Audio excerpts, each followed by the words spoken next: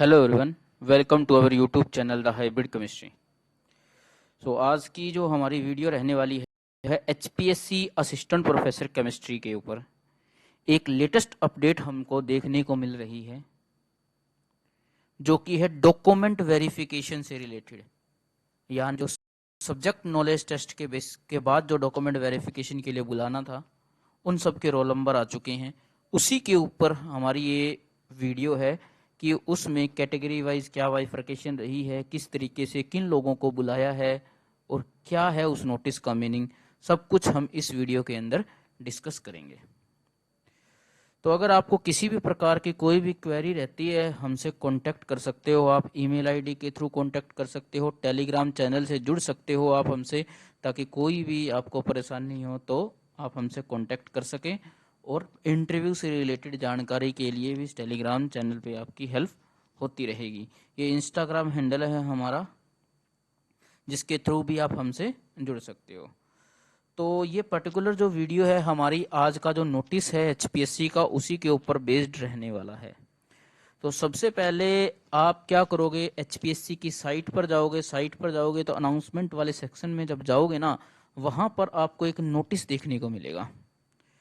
इस तरीके का ये नोटिस है, और इस नोटिस के अंदर क्या लिखा गया है कि हरियाणा पब्लिक सर्विस कमीशन ने document verification for the post of assistant professor college cadre chemistry का, ठीक है, 43 जो एडवर्टाइजमेंट नंबर था उसका, कि उन बच्चों को बुलाया गया। पहला क्वेश्चन तो उठता है भाई किन को बुलाया गया है।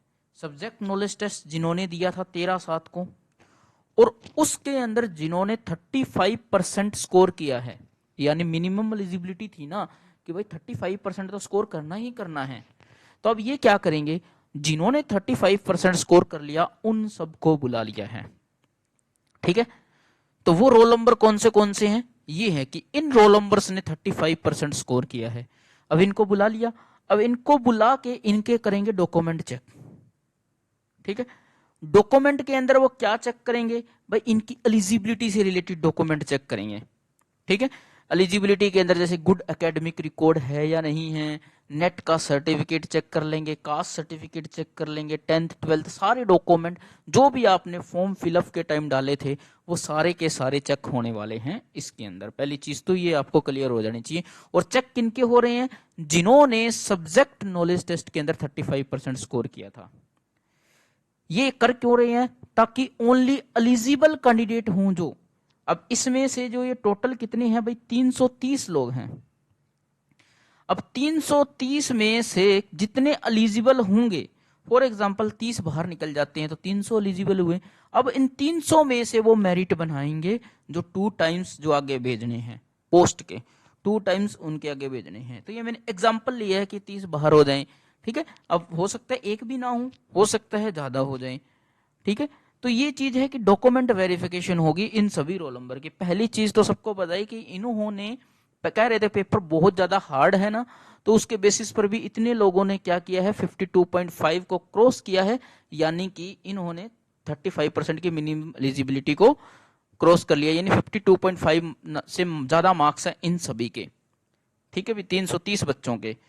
और अब इनको जाना कब है, इनको जाना है 6 अगस्त को जाना है, ठीक है भी, 6 अगस्त को जाना है इनको डॉक्यूमेंट वेरिफिकेशन के लिए।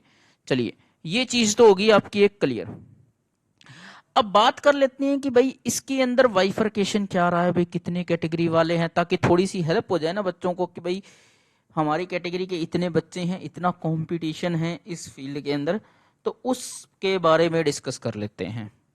तो सबसे पहले अगर मैं बात करता हूं तो टोटल पोस्ट की बात करूं तो टोटल कैंडिडेट कितने हैं, ये कैंडिडेट है टोटल 330 कैंडिडेट बुलाए हैं जिन्होंने 35% से ज्यादा स्कोर किया है।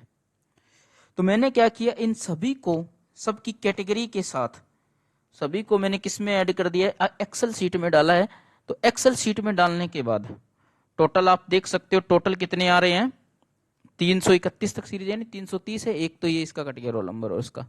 अगर मैं इस पे फिल्टर लगाता हूं, आपके सामने लगा रहा हूं, जैसे जर्नल कैटेगरी के, तो जर्नल कैटेगरी के कितने बचते हैं फिल्टर लगाने के बाद ये सारे।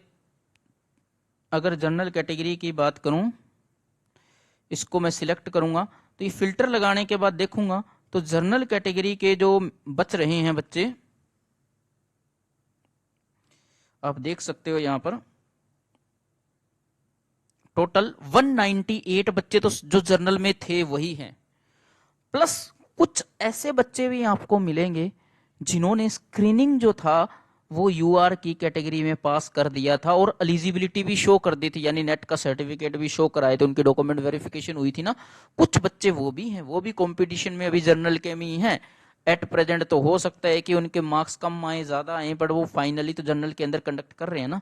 तो 198 तो सीधा सीधा जनरल वाले हो गए, जो अनरिजर्व कैटेगरी वाले जिन्होंने अनरिजर्व में ही फॉर्म भरा था। कुछ कैटेगरी वाले जो प्रमिला केस की वजह से जो उनको शिफ्ट किया गया था वो बच्चे भी हो सकते हैं, ठीक है। अब वो कितने आते हैं वो डिपेंड करता है मार्क्स के बेसिस पर जो कट ऑफ आएगी, ठीक है। टोटल पोस्ट 79 थी, जिसमें से 198 तो इसके अनरिजर्व के हो गए और बाकी इसके। अभी इसी तरीके से अगर हम इसके अंदर जो आपा लगाते हैं ईडब्ल्यूएस का फिल्टर लगाते हैं,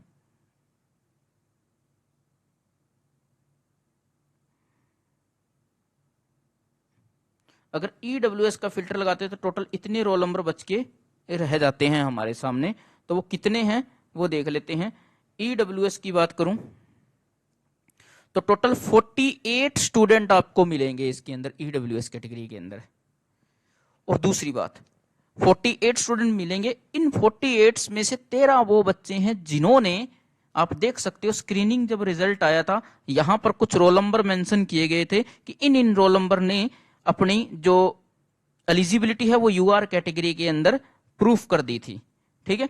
तो 13 कैंडिडेट ऐसे हैं जो जर्नल में भी फाइट कर रहे हैं। अब इन 13 के 13 अगर शिफ्ट हो जाते हैं जर्नल के अंदर, अब भी जर्नल में रहते हैं वो 13 के 13, तो यहां पर ये आंकड़ा 48 माइनस कितना हो जाएगा, 48 माइनस 35 रह जाएंगे ये बच्चे, ठीक है। फिर 12 पोस्ट है, फिर 22 लेने हैं, 22 ही तो लेने हैं। फिर 35 में से जो एलिजिबल होगा, एक तो ये चीज कंडीशन हो गई। फिर यहाँ बढ़ते जाएंगे, जितने ये यहाँ से ये है ना बच्चे जनरल में ही रहते हैं उतने वहां बढ़ते जाएंगे और यहाँ कम होते जाएंगे, क्लियर।